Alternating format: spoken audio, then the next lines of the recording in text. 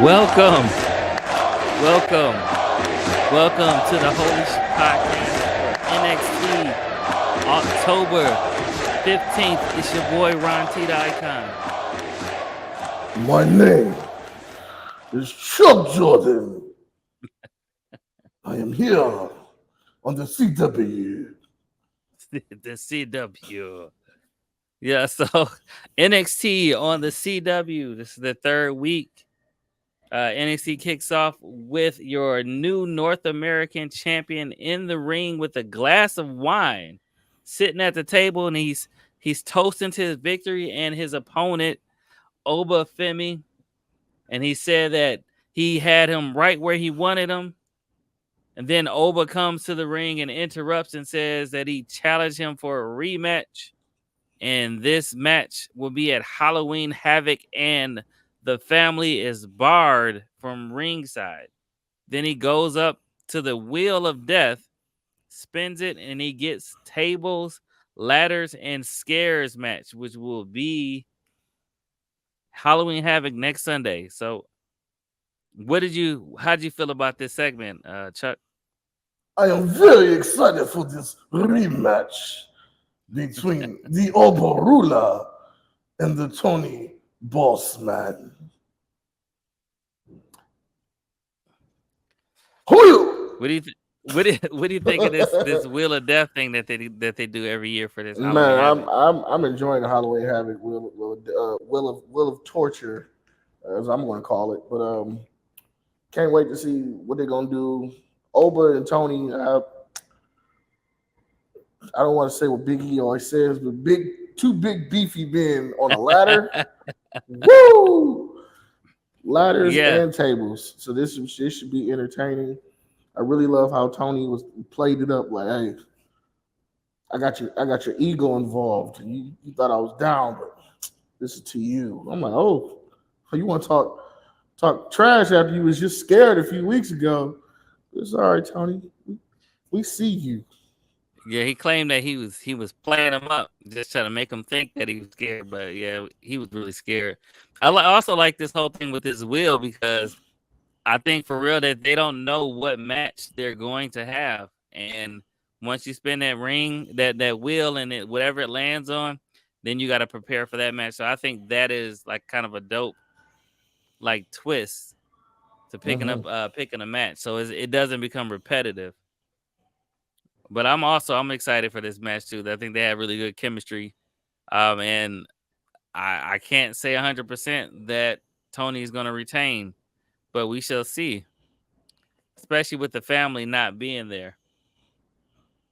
But this next match was the first match of the night, and for the longest, this was my top candidate for breakout performance of the night. It was the premiering debut match of Stephanie Vacure versus Ren Sinclair, and this one was a hard fought match where Ren Sinclair actually, continues to impress me every week, but it was a losing effort because Stephanie Vacure was too much. She gets the win, but then she is attacked right after the match by Roxanne Perez and Cora Jade, and Julia came to the rescue. They fought both of them off, and then Stephanie grabs the mic and says that she wants a tag team match with her and Julia versus Cora Jade and Roxanne Perez at Halloween Havoc. You could say it how they said it, because she said it in broken English, but it was kind of. I'm still hyped for it, man. Stephanie was her debut was, in my opinion, more impressive than Julia's debut, but it also could have been Halloween Havoc on the CW. I think she said UI. I think that's what she said. Whatever, you me, CW, Halloween Havoc.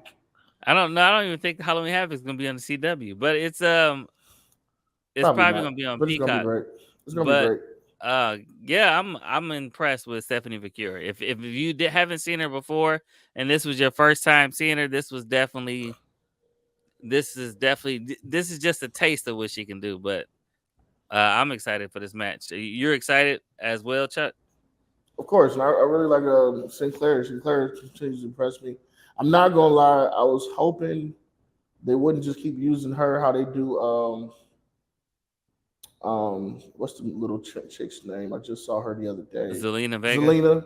Like yeah, like she's the introductory match. I was hoping they were like, all right, they got you, they got chick from Chase U, they got a couple other females that they could use for this intro match, but I understand you want to show that she's on the level of the Roxannes and all these people because she just recently, had lost to Roxanne. So I get it to show where she's at, show her elevation, but that was just kind of like a bad loss for her to take again. But it was also a great match.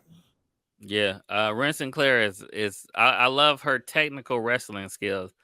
And going up against also Stephanie Vakira actually is a really good technical wrestler as well and hard hitting. So she had that one move where she had her arms wrapped in her legs and kept slamming her head up against the ring. That was kind of dope. And her finishing move was pretty sweet as well. But this match of Halloween Havoc coming up next, I mean, you can't go wrong. Cora Jade, one of the best women's wrestlers on the roster, she making her return. Of course, with Roxanne Perez, who is the best women in the company probably right now. Then you have Stephanie Vakir and Julia both coming in, who are also two excellent. These are probably the top four in NXT about to go at it right now in a tag match. So I'm excited for it. This can't. Honestly, honestly, on paper, and I know some people probably gonna get mad about because there's other matches on this card, but on paper, this should be the closer. This should be the final match of the night. Yeah, yeah, it should because she's the champion and she's been killing it. Like She's been the longest reigning women's I champion. know we got other champions fighting on that night, but no, this needs to be the final match I of the I night. absolutely agree. Well, next we had a segment backstage where Trick Williams and Kelani Jordan were talking about not knowing who their next opponent is going to be. And meanwhile, in the background, you saw Fatal Influence, who said afterwards that they were going to go ahead and talk to Ava about getting their chance at the North American Women's Champion. And right after that, we had a little segment where Ashanti the Adonis was still trying to get his Mac on, but with Brinley Reese, where he tried to give her a rose and apologize for her losing her match. And then Sean Spears and Brooks Jensen come along and says, you can't talk to women this way. And they take the rose from him and tear it up and throw it on the ground. But the entire time while they were having their interaction, Carmen Petrovich was eyeing Ashanti the Adonis. And when everyone left, she picked up the roses. So as we said maybe weeks ago, Carmen Petrovich looked like she was interested in what Ashanti the Adonis was putting down, and he wasn't paying any attention. So, That's usually how I go in real life, though. yeah, that is, but it's usually the other way around, though. Well, yeah, I'm talking about the whole person who pays attention to what you're doing, you ain't paying no attention to. Yeah, so I don't know. I don't know how I feel about this, but it's I have mixed interesting feelings. character growth. Interesting character growth for Carmen Petrovich. But something else comes along after that later on in the night. But this sets up a match for later on. You'll have Brooks Jensen versus Ashanti the Adonis. That comes on later on the night. But Lexis King versus Aura Mensa in the Gentleman Duel was the next match. And this was another hard fought back and forth match where both Aura Mensa and Lexis King both looked good in the match. And looks like Lexis King is turning over a new leaf because there were no shenanigans in this match coming from him at all, and he won it cleanly. Yep. So, do you believe that Lexis King has turned over a new leaf and he's no longer wants to be a cheater? Um, I think he might be trying to pull something over, but if you ain't cheating, you ain't trying. That's always been my motto. So uh, He still got the I heel. can't vouch for it. I He can't still vouch got the for heel this. beard. He still got that heel beard going on. So I don't know. That beard combo, that look fly. I don't. He can be a heel. He can be a bad guy. It don't matter to me. Yeah, I don't know. I want to say that I kind of believe it, but it's Lexus King, and I feel like he got something like a trick in his sleeve. Like Like I said, he's if you gonna ain't pull cheating, you ain't something trying in off. my eyes. You ain't Yeah, cheating, you ain't trying in my eyes. So he's trying keep to get cheating. he's trying to get Ora Mensa to let his guard down to get the upper hand. I don't know. I don't really trust it as much either. It's either that or even if he does pull over a new leaf of not trying to cheat,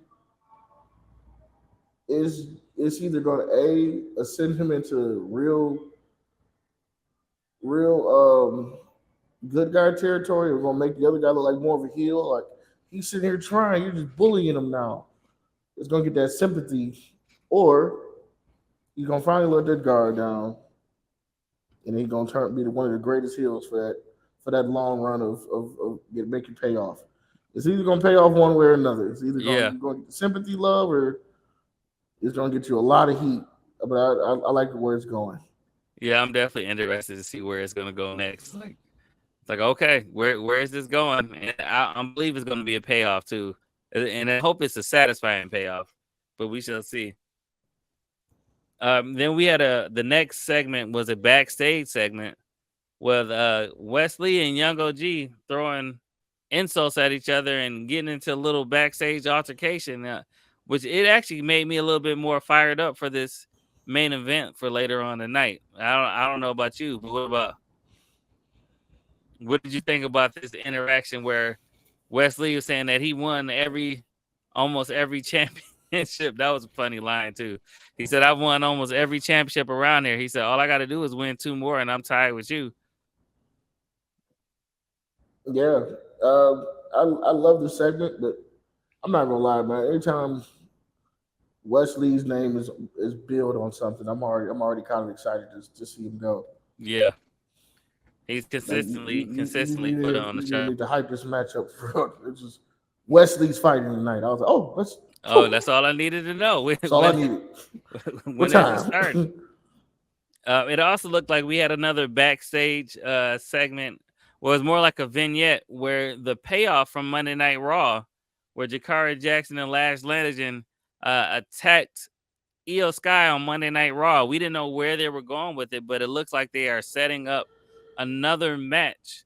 So you got a match with Damage Control versus Lash Legend and Jakara Jackson, so they can try to get them out the way to get their rematch for a women's tag title match. I'm excited for this match. Yeah, Damage what they said they're gonna Control swat him out the is sky. yeah. Damn it. Well, as tall as Lash Legend is, she probably could. She can. He Yes. definitely could. But I they still look gotta good check on see how against. tall she is. I think she's like 6'3".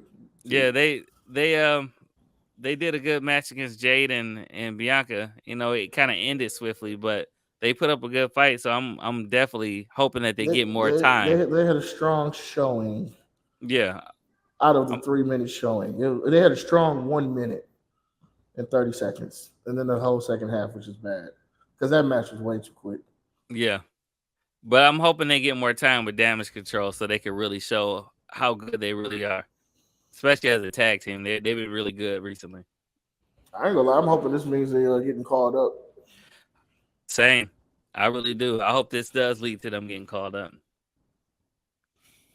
And the next match after this was the match that you've been waiting for. You were probably waiting for the entire night. You had Nikita Lyons returning for her first match after injury versus Lola Vice. Girl Lola, yes, Yeah, and this versus was a coach's girl Nikita. yeah. This was a battle of strength versus technique where Nikita Lyons ends up getting the win because Jada Parker, and I think I called this too. I said it's not going to be a clean finish. Jada Parker is Mm-mm. going to come out and cause some kind of interruption, and she did. She put her hypnotic move on Lola Vice while she was outside the ring, and the ref was distracted. Threw her back in, and Nikita Lyons finished her off for the 3 count, getting the loss, continuing the feud with Jada Parker and Lola Vice, but giving Nikita Lyons her first win. And I don't know if Nikita's going to be mixed up in this whole thing or this was just her first win to keep moving on. But this match overall was really good. And I think I do like the fact that Jada Parker came out and they're kind of keeping this feud going. What about you, Chuck? Man, I was hoping for a Jada Lola team up. I was looking for that tag team, and they took it from me. I understand it though, because Jada's Jada, so she's running on her own. She don't get me nobody. Um, I was hoping. I'm not gonna lie. I love this match, but I just did not like Lola being the one in it. I understand the setup. I understand everything else, but like we were talking before we start recording, she's been on a 7 match losing spree Yeah. since she lost to Roxanne, and I get it. She's her and Nikita do have similar fighting styles, so it's a great person to come back to. But man, I think Lola needs a dub, man. I I don't like don't know. seeing my girl out here on this long losing streak. Yeah, I agree, but I think it's character building as well. So you know how we've always talked about when the baby face had to fight back from behind, that's when the people really rally behind them. And I think Jada Parker works better as a heel. She was going into that babyface territory, and they were like, okay, we gotta turn this back around and make her a heel. So I think that's where that came from. But I like both of them as heels though. yeah, but But I think that's they what I was thinking. The tag team was both of them could be heels, but like I said, I understand it. I was just mhm. really looking forward to seeing because I haven't seen both of them in a tag match. They've always just been solo stuff. So as far as long as I've been watching, and sometimes those makeshift tag teams can be something special, even if it is just for like a few months. And then had the egos break them up, but at least you get to see the wrestler in a different dynamic. Yeah, maybe they will do something like that later on down the line. Maybe they'll have a bunch of battles together, and then they'll start to respect each other. Man, somewhere on along the lines of Cesaro and was it Sheamus did, where they kept having those battles, and eventually they became a tag team. So maybe they'll Like do something like that. like even though it's old as hell, and I know this has been forever, but like when Sheamus and Cesaro teamed that made the Yeah, bar was amazing. yeah, that's what I mean. Like, hey, you have even they can still be heels that way too. But they had battles after battles until they earned each other's respect, and then they became a tag team.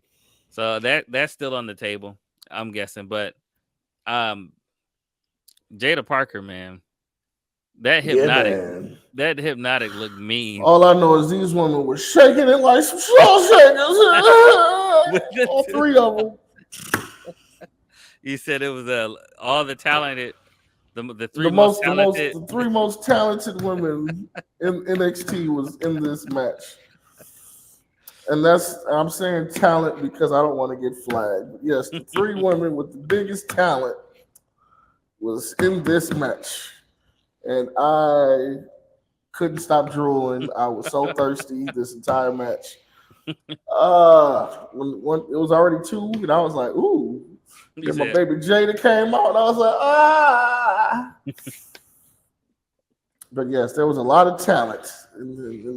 Yes, Lord, in this match tonight. Speaking of actual talent, Shawn Michaels, sir, you put the sirloins out on this one, sir. Touche. Touche.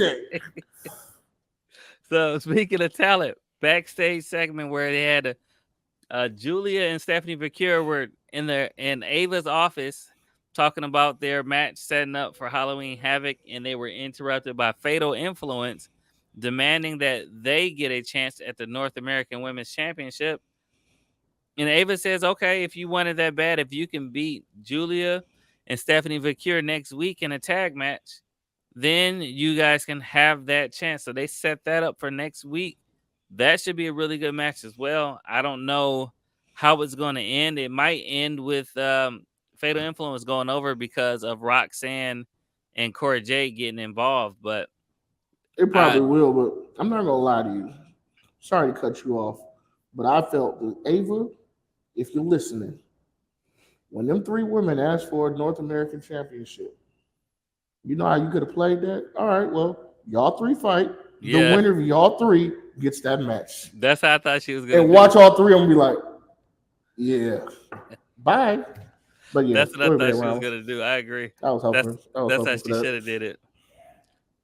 But it should be a really good match. Fatal Influence. Definitely think JC Jane and Fallon Henley work well together. I know Jasmine Nix got some more work to put in because she's still fairly new. But I definitely two talented wrestlers to be paired with, so she can grow. And I found out another interesting fact today that Fallon Henley is Michigan's own. She's from Chelsea. She's from Chelsea, Michigan. I had no idea. So shout out to Fallon Henley, fellow Mitten. Oh yeah, I forgot it's reverse. We're from here. I don't know where the other one's from. But yeah, Chelsea shout is out a to the glove. little bit further up, I guess. But yeah. So shout out Fallon Henley, Michigan's own. In Michigan, there is a university named U of M, but this next match was a Chase University match with Riley Osborne with Thea Hill versus Ridge Holland. And I'm gonna be honest, I thought Let's this go, was gonna be Ridge. I thought this was gonna be the day that he put. I was like, they must be watching that show for real, because Riley started off the match strong, where he leaped out the ring twice to attack Ridge Holland, but Ridge Holland was Ridge Holland, and he took over the match and got the win and began to attack Riley after the match. Took him out to the table, had him on top of the announce table, and the entire time Thea Hill is screaming, "Stop it! Stop it! Rich!" And I was like, this is it. I He was about to hoping he put was her through gonna the grab her. table. I was hoping. I was I like, was come like, on, put her, he is about to put put her her through the ass table. down. But instead of him putting anybody through the table, Andre Chase returns and saves the day, saves Riley Osborne and Boo. probably Thea Hill as well from going through a Boo. table. I want to see Thea go through a damn table. I Thea, thought it was happening. Thea, I got tables. Okay, I got tables. I want to see you go through one. Damn it. I thought for sure it was gonna happen. I was like, oh, They they playing with my watching. emotions. But It was this yeah, close, Ron. We were this close. yeah, I was holding You my see him breath. look at her too. He was like, I was like, Yeah, I sat up. I was watching it, and I sat up like, it's about to happen. nah, they're not gonna do But it. it did They not. need to. Thea is safe. Thea was safe. Boo! I'm going back in my hoodie.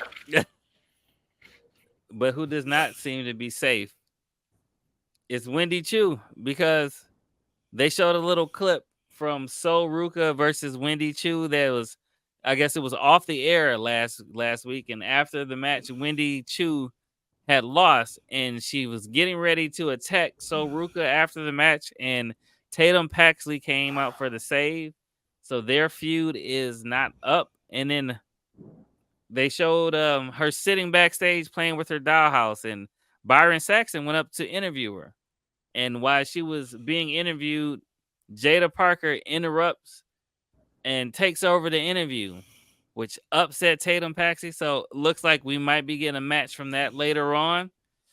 But if you look And threw her down on the ground. in the back, yeah, threw the dial head on the ground and said, "I don't play," and walked off. But if you look in the background the entire time, Wendy Chu was standing in the background, way in the back the entire time. So it was a little creepy, but Wendy's creepy now, so that's just I how it happened. love Wendy Creepy. I I love like Creepy Chew. I like creepy Abe Wendy is the only too. one who doesn't like What her. was it? What did they call her now? The sleepy psycho. It The was Sleepy Psycho. yeah. So She's my twin. the sleepy psycho. All I know is that I do. I like Tatum Paxley. Because I they call like me her. Sleeps. They call her Sleepy Psycho. Sleeps and Sleepy Psycho. There you go. I know. I like Tatum Paxley a lot, and I like Wendy Chu. I think anytime they get in the ring together, they put on a really good match. So I'm excited that this feud is not over. Not at all. But this very next match right here was the setup from earlier, where we had Ashanti the Adonis versus Brooks Jensen, and it looks like Ashanti the Adonis was going to have a second win because Carmen Petrovich came out with a bag with the rose petals in it and started sprinkling them on the ring, and it worked like a spinach for Popeye. He got strong for a second, but then Sean Spears popped up on the apron and distracted him and the ref enough for Brooks Jensen to get the upper hand and get the win. But it looks like love is in the air between Carmen Petrovich and Ashanti the Adonis because he didn't even care that he lost. He was just looking at her holding the roses after he lost. Like, oh, yeah, I don't care about this match. He was looking at her like, my mind's telling me no. But these flowers telling me yes. I was like, oh, Yeah, run, girl. he sure didn't care that he lost. He was just like, yeah, forget this match. He's like, stop. Yeah, she looked like she was willing and ready herself though. So we'll see where this goes. But like I said, they add a little bit more character to Carmen Petrovich. I thought that she did need a little bit more character. We already know she's really great in the ring. She's very impressive. I know she had that mentorship / tag team thing going on with not Naomi, but Natalia for a minute. But outside of that, she didn't really have that much personality to go with her. So if this is helping her to build her character a lot more, then I'm all for it. And I'm interested to see what happens next. Me too. But following that was the main event, and The match of the this night. was the breakout performance of the week for me. This took over. This match was hard hitting, high flying, back and forth. Nobody had the advantage throughout this entire match. They had one moment where Ethan Page took Wesley and did a belly to belly over the head suplex onto the announce table. Then he sat there and was celebrating, doing his point at his face thing, and out of nowhere, Javon Evans came flying out from the ring onto the he overshot the entire announce table. I don't even know how he did that. I don't know if Because that boy's bouncy. he's right if he sprung off of the ropes or whatever, but through all the chaos, Javon Evans ends up getting caught up in a surprise roll up by Ethan Page, getting the 3 count, and he is now your number 1 contender. He then calls out Trick Williams and said, "Let's spin this wheel." They spun it. They got the Devil's Playground. We'll get to see what that's about. I believe that is like a hardcore match. And Ethan Page then attacks Trick Williams, one of the lighting fixtures, it looked like, and squats down after him with the title in his hand and posing. And with that, NXT went off. I just want to say this match was incredible. And I am perfectly okay with Ethan Page, Trick Williams, number 2. I think this one will be even more entertaining than their first match. But I'm excited about it. I don't know about you, Chuck. Are you? First, before I give my thoughts, I really want to know what you thought about this match, Ron. Deep dive into it, man. Come on. This was the breakout performance of the night for me. This was that's it. No critiques. Well, that he was bouncy. He was flying all over the place. I'll say I'll give it to Wesley. Wesley and his selling of getting his butt whipped. They were using each other to beat up Wesley for the first half of the match. Wesley was getting tore up. Then he got back into it. Always impressive when Wesley's in the match.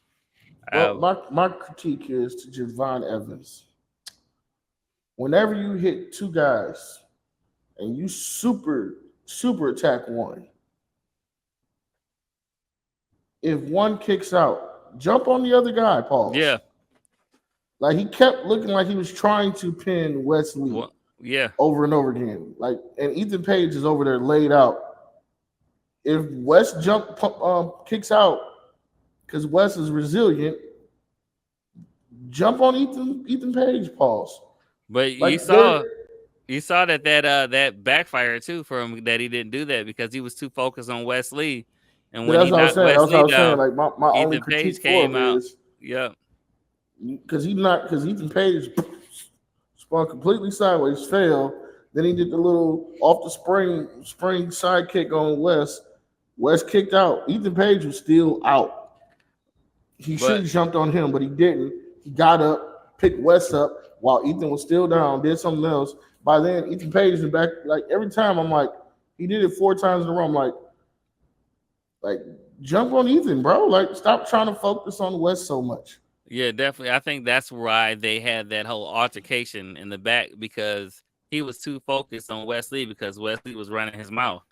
I also think that there's going to be a feud that comes out of this between Wesley and Javon Evans, and I'm perfectly okay with that. If that's what this led to, I'm cool with that. And then we I'm get cool with it too, Ethan but it Page also and I Trick think it Williams also part 2. I think it also kept Wesley looking strong for whoever Yeah, comes out of this trick Ethan Page. Wes is yeah, still looking strong because Wes didn't get pinned. yeah. He Ethan kept got kicking out. Javon got pinned. Yeah, I agree. And I also, like I said, I do like the fact that he was focused on Wesley, showing that his inexperience, and also showing that, that altercation in the back really stuck with him, because he was really trying to get at Wesley the entire match. But But other than the world heavyweight bracelet, the WWE World Heavyweight Bracelet. One thing that we have to learn from CM Punk and Drew McIntyre, for anybody in NXT and anybody who's watching, you can ruin and lose the match yourself just because you so hell bent on some other dumb shit. yeah, We know the CM Punk lost when CM Punk got the saying is got too cute, got too much in his ego where he didn't pin Drew. Drew got him. And then we saw it where he could have easily just pinned CM Punk. No, he wants to go get the beads and rub it in his face that I broke the bracelet, which gave CM Punk a power boost. Like sometimes you got to stay focused like Jay was and just win your match and get out of Dodge. Talk shit later. yeah. There Get was the no show, W but there first. was no show button. He speared him through the barricade, got him back in the ring, speared him, and then hit that splash, and was like, It "All was right, I'm out." done. Yeah, deuces. Give me my belt, and I'm in the crowd where he can't get me Yeah, out. like now I'm gonna talk trash. Now that I'm up here, bring me Yeah. a mic up here. Oh man, what's up? But he got the job done. Man. Get the job done. Come on. All right. Word of the day. Get the Yeah, job done. get the job done. That hashtag get the job done. Put that down there at the bottom. Now at the end of this, looks like Halloween Havoc is gonna be it's gonna be a stacked pay-per-view or PLE. It's something that I'm gonna be excited to see. I want to see what other matches develop next week that they're gonna add on later on. But Definitely. Halloween Havoc has definitely been good the last few years. So I can't wait. I'm looking forward, and I like the fact that out of the top 3 matches tonight, both women matches was 3-2, right behind this triple threat final match. yeah, exactly. I agree. The women tore it down today. So on a scale of 1 to 10, what do you give this week's NXT? Going with a 9, a little 9 piece, a little niner. Not to be mistaken with 49ers. Forget the 49ers. We don't like them. I'm talking about that Lion Niners. But the little piece we gave the Cowgirls. Woo! The 47-9ers that we gave them. Now, I actually agree with you. I'm giving it a 9 as well. This was a solid show. This was definitely a solid show. So I'm excited. Got me excited for Halloween Havoc as it should. And we got another week next week to add on to that. Maybe we'll see Lash Legend and Jakara Jackson against Jade and Bianca again at Halloween Havoc. So we'll see what happens with that as well. It's either them or Damage Control or Halloween Havoc. I need one of them. Yeah, that'll be dope. Either one. So keep tearing it up. NXT, Shawn Michaels, Ava. Shawn, keep cooking with the grease. Keep cooking. Ava, keep seasoning. Yeah, I'm with it. Like this was really good. This was a really good one. So I know we still got to see who Kalani Jordan's fighting at Halloween Havoc. So I know that's going to be added on there. So until next time. My name is Ron T, the Icon. His name is his name. He is Chuck Jordan. I'm Ron T, the Icon.